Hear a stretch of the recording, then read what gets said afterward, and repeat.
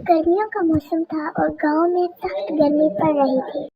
धूप की शिद्दत इतनी थी कि लोग दोपहर के वक्त भी घरों से निकलने से गुरेज करते थे। गांव के बच्चे दिन भर पीपल के दरख्त के नीचे खेलते और बुजुर्ग सायादार दरख्त के नीचे बैठकर वक्त गुजारते।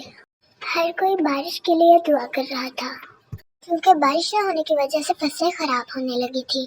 या अल्लाह, मेरी तो सारी फसलें खराब हो चुकी हैं। बारिश ना हुई तो मेरा तो बहुत नुकसान होगा। एक दिन गांव के बुजुर्ग मौलवी साहब ने ऐलान किया कि तमाम लोग मस्जिद में इकट्ठा हों ताकि बारिश के लिए दुआ की जाए। गांव के कुछ लोग मस्जिद में इकट्ठा हुए और बारिश के लिए दुआ की। शाम के वक्त आसमान पर बादल छाने लगे।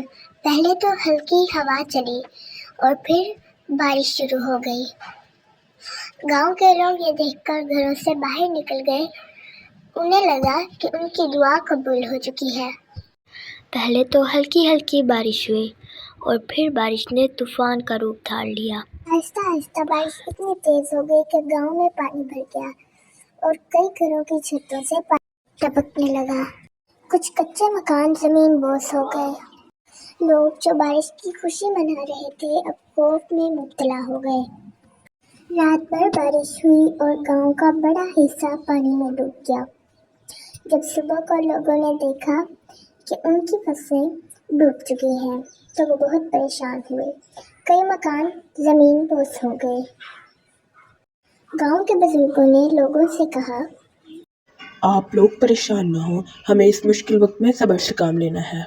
सब लोग मिलकर काम करने लगे। जवान लड़के और मर्द खेतों से पानी निकालने की कोशिश में थे।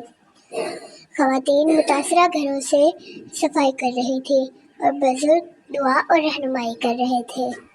कुछ ही दिनों में गांव के लोगों ने अपनी मेहनत और इत्तेहाद से हालात पर काबू पा लिया। इस वाक़ये ने गांव के लोगों को ये सबक दिया कि दुआ के साथ साथ हमें कुदरत की ताकत पर भी भरोसा करना चाहिए और इसके इनामात की कदर करनी चाहिए। यह बारिश गांव के लोगों के लिए आजमाइश थी। इस आजमाइश ने गांव के लोगों को भी मुत्तहिद कर दिया।